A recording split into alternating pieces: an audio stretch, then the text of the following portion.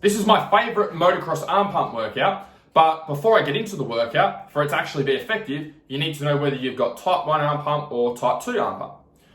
Type 1 arm pump is where you get arm pump really bad at the start of the ride, and the longer you keep riding, the better it gets.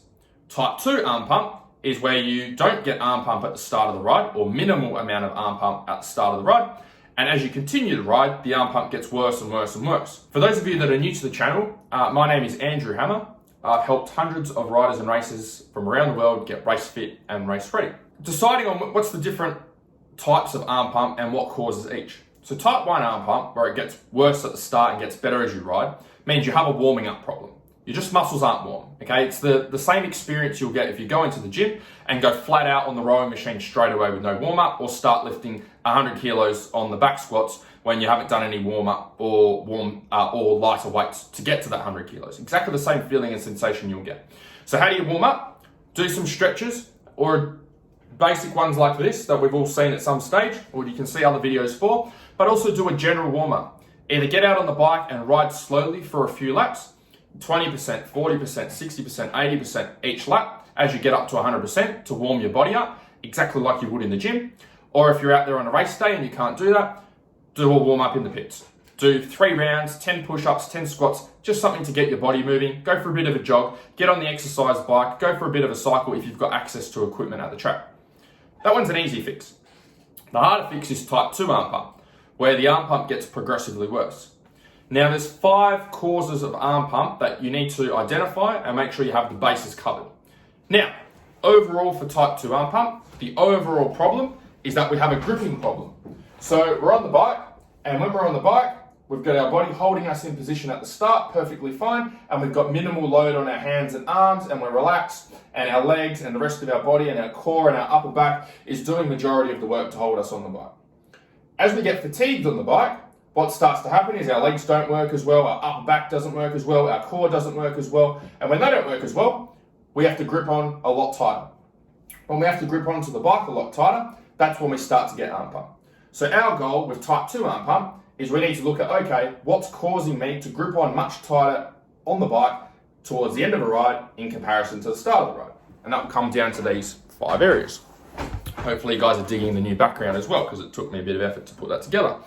So, first one is strength. If you're not strong enough on the bike and you don't have a good overall level of strength, what will happen is you'll start to ride the bike and you'll be able to hold yourself in position. Great, no arm pump. Remembering that the bike is 100 kilos and you might weigh 80 kilos. That's a total of 180 kilos. So if you don't have a high level of strength, the bike will feel relatively heavy, but at the start you're fresh, you're not fatigued, you've got the strength there. As you keep riding, your level of strength drops as you fatigue. So if your strength drops as you fatigue, the bike now feels a lot heavier. If the bike feels a lot heavier, then that means your body is having to work overtime, which means your legs, your core, your upper body, arms, shoulders, everything that's normally holding you onto the bike is taxed, is working a lot harder, and what that means is also not as strong because it's fatigued. So what happens then? The body naturally will start to hold onto the handlebars a lot tighter because the rest of the body isn't doing as much work. Something else has to pick up the slack, which is your arms. So how do we fix this? You get your body strong as a unit. What exercises can you use? Things like barbell back squats, barbell deadlifts, barbell bent over rows, barbell overhead press are some great exercises that you can get started with to build whole body strength, to make sure that your legs, your core, your upper back, your shoulders are doing all the work, and your arms or hands aren't holding on for dear life. The second thing is cardio. So if you don't have high enough levels of cardio, what will happen again is your cardio will be good at the start of the ride, and as you start to fatigue and get out of breath and can't concentrate and your body's not recovering well, your level of strength starts to drop off, but your level of endurance and stamina starts to drop off because your body's just trying to recover from all of the intense effort that you've just put it through. So if your cardio is not good enough, what will happen is once you start to get out of breath and you're not focusing properly, you don't get into the right position on the bike, you start to get lazy on the bike, you start to sit down more to try and recover, you start to put your head down, your whole body is nowhere near as strong as what it was before because it's fatigued. Again, when it's fatigued, instead of your legs, your core, your upper body, your shoulders doing all the work to hold you on the bike, they're not doing as much of the work anymore because they're fatigued. So again, we grip on a lot tighter onto the bike, to make up for those other areas of the body not doing their job properly. How do we fix that? We do 2 types of cardio. We do some shorter distance cardio, we do some longer distance cardio, so we've got both systems covered. How do you do that? If you're a motocross or an enduro rider, when you go and ride on the weekend, do motos that are the length of the races that you want to train for. If you're doing 3-hour enduros, go and ride for 1, 2, 3 hours on the weekend. If you're doing 20-minute motocross motos, go and practice 20-minute motocross motos on the weekend. That will build your longer distance system. We also want to build shorter distance cardio. Why? Because over those 3-hour enduros, for example, what happens is it's not like running a marathon. It's not a consistent intensity all the way through. It's actually a different intensity because some parts of an enduro are very hard. You might do a hill climb, which takes a lot of physical effort, okay? It takes a lot of energy out of you. But then after that, you might have a fire trail, which takes you to the next section, which doesn't take much effort at all. So the intensity goes from very intense hill climb to very low intensity fire trail to very intense rock garden to low intensity path that takes you to the next section. So we need to make sure we're doing some interval work to get your body comfortable at going hard and recovering. Going hard, recovering. How do you do that? Jump on a rowing machine, a minute on, a minute off for 10 minutes. Jump on a exercise bike or a cycling bike and do some hill sprints or hill repeats. Third thing is nutrition.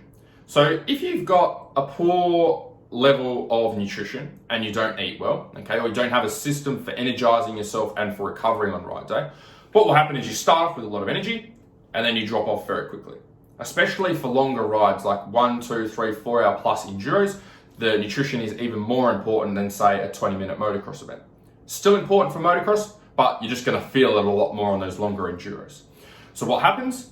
When your energy starts to drop off, your body's not recovering. Mentally, it's harder to focus, but physically, your body's not able to recharge and regain its strength and get back to 100% after each section of the track.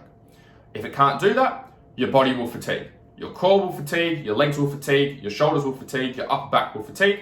Instead of your body doing the work to hold you on the bike, again, those areas of the body start to weaken and do less work, which means your arms and your hands have to do a lot more work to make up for all the work that the rest of your body is not doing.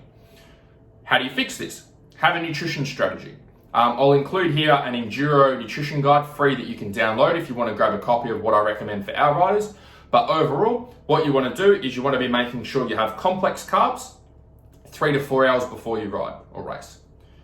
Things like sweet potatoes, brown rice, quinoa, pumpkin are a good start. So 3 to 4 hours before you ride, include them with your food. Roughly half an hour, 45 minutes before you're about to ride or race, get in a serving of fruit or a carbohydrate drill or a carb drink.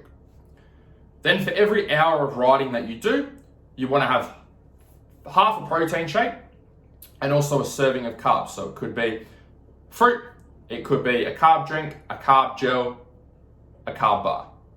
And you want to keep having that half a protein shake and carbs for every hour of riding. If you're doing motocross, then you can just have half a protein shake and probably half a carb drink after every race. This way, we can make sure that we've got your energy as consistent as possible through the day, so we can get your whole body working together as a unit for as long as we can to stop your arms doing majority of the work. The fourth area is mobility. Now, most of you will jump to mobility and stretches because they're easy to implement and easy to try and get a quick result with. However, for most of you, the real work needs to be done with the strength, the cardio, nutrition, and the first 3 areas. How to tell if mobility is a problem for you. The way that you know if mobility is a problem is you'll usually get arm pump on one side more than the other side. And usually this is from the type of work that you do. If you have a very grip intensive job where you're using a drill all the time, like maybe you're a ceiling fixer, for example. Otherwise, the other thing that causes this is a previous wrist injury. So for me, I had 3 broken arms while I was riding and racing. So I was quite tight through my wrists, through my forearms, and that was a problem. They lacked mobility and flexibility, and they also lacked strength. So how can you fix this?